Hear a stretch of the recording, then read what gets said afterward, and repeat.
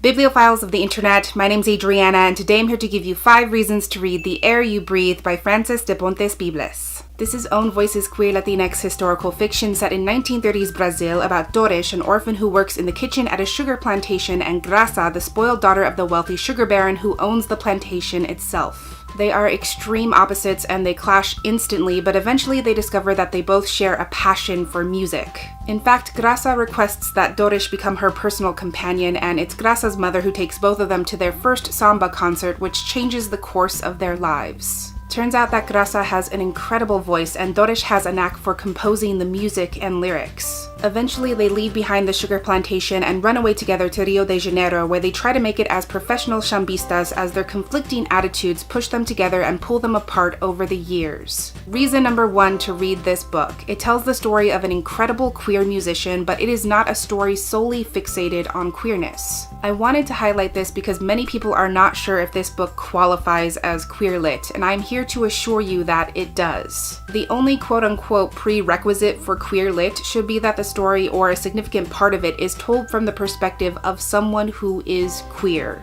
Full stop. Just because this is not a romance, just because the story's main focus is not Doris's romantic or sexual exploits, does not make it any less. This story is told through an explicitly bisexual woman whose queerness of course influences the way she navigates the world, and just the fact that she exists is enough. Even though the story doesn't set out to focus on Doris's identity, it does a good job of showing Doris discovering her queerness growing up and how she struggles to process that, especially in this time and place. An interest in men was always reinforced as a given, and you see Doris rebelling against that, even though what she wants is just the freedom to explore relationships with men and women alike. But she's never had that chance, nor has she had the vocabulary to express that. So once she and Graça break away from home and start living as musicians in the streets, everything changes and the world opens up. At the same time, even though Doris discovering her queerness is an important part of this story, it's only a small portion of her life. It's not the big picture, it's not her sole identifier. There is more to her personhood, there is more to her life, and we also need stories like that. Reason number 2, this book is an ambitious, historic epic, and it succeeds in unfolding an intricate saga of love, rivalry, and loss. This is one of those books that makes you feel like you lived entire lifetimes once you finish it. You literally follow Doris from her birth until the day she dies, and I think the way the narrative is chunked up and how the most significant portions of these characters' lives are highlighted is masterfully done. There's also these segments between chapters where you get a brief retrospective look from Doris towards the end of her life, which really makes you feel how big this story is. In these moments, she reveals things that have not yet come to pass, or she hints at how relationships in her life will eventually splinter or change, which really heightens the tension in the story as well. And I feel like this epic timeline was the only effective way to tell this story, because in the end, time is what endures. Times change, relationships change, style changes, and the evolution of your relationships and decisions doesn't always bear good fruit, so to speak. I think the only way to properly characterize these complex people and the intense dynamics of their relationships was to show how they progress over the years piece by piece. Ultimately, it's a satisfying narrative with an extraordinary amount of substance. Reason number 3, this story celebrates incredible female musicians breaking barriers in a time when it was unheard of for women to be at the forefront.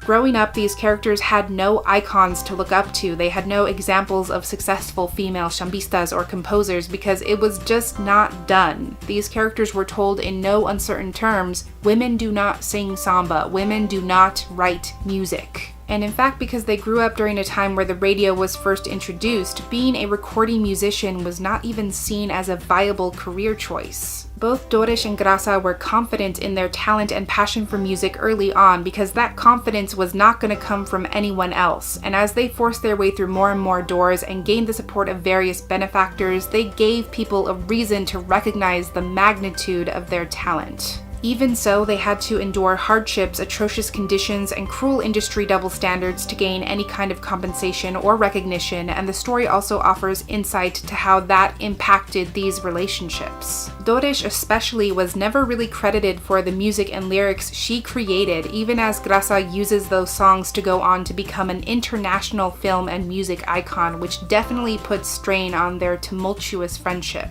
The story navigates how Dores reconciles her unrequited love for Grasa and her envy of Grasa's visibility with the success their partnership brings them both.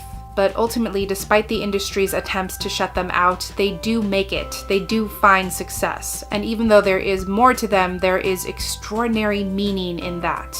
Reason number 4. Grasa and Dores's clashing personalities and desires makes for a dramatic, dynamic, and emotional narrative which really carries the entire book. Perhaps one of my favorite aspects of this story is that it offers up such a deeply complex friendship where passion is equal parts love and resentment. The fact that these two characters come from completely different worlds proceeds to affect the trajectory of their entire lives, and despite the fact that they're always together, they are fundamentally separate. Coming from a world of wealth and privilege, Grasa not only feels entitled to people's adoration and interest, but she also has certain expectations she's meant to meet that are never quite in reach, which makes her feel somewhat wild and desperate. She is dramatic, impassioned, erratic. To reach her dreams of becoming famous, she is willing to destroy herself. Dores, on the other hand, an impoverished orphan who only survives on luck and other people's good graces, is forever regulated to the sidelines, and she almost has to make herself expendable so that she can always have Grasa's back. She is the fixer. She is the one who always finds a way no matter what, even if she is not seen or recognized or wanted. And even though they share the same passion, their immediate desires are always dissonant and in conflict, and that makes for a startling dynamic. They love each other, they take care of each other, but they care in different ways, and the way they love each other is so complex that it's something they both take for granted. They don't always prioritize their friendship the way they should. Which leads me into my 5th and final reason. I love how the story indicates that even the strongest relationships do not necessarily grow with us. The entire story hinges on the double-edged nature of this relationship between Dores and Grasa. It's powerful, but it can also be toxic. There is so much brewing between them for an entire lifetime. Unrequited love on Dores's part, a stark difference in talent, visibility, and success, deep-seated insecurities stemming from their shared childhood, and the unstable nature of all those things both strengthens and warps their relationship. Like I said, they have this intense push and pull dynamic, and they love each other so much and know each other so well that sometimes they lash out with the expectation that they'll always be able to fix things, but those moments do leave their mark.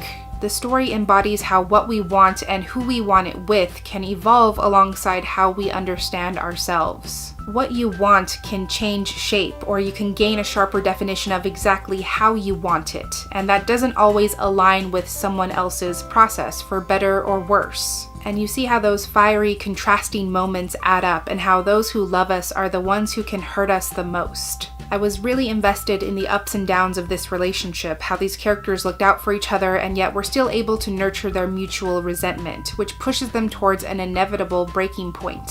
Overall, I really enjoyed this. The story masterfully uses original sambas to underscore the release of desire, lament, and loss, and that's really the crux of what these characters experience. So those are just 5 of many reasons to read this amazing book. Of course, if you've read this one yourself, or if you would like to read it in the future, I would love to know your thoughts. But that's everything I had for this recommendation today. Thank you so much for watching this video. I really hope that you enjoyed it, and I will catch you on the flip side of the page. Bye!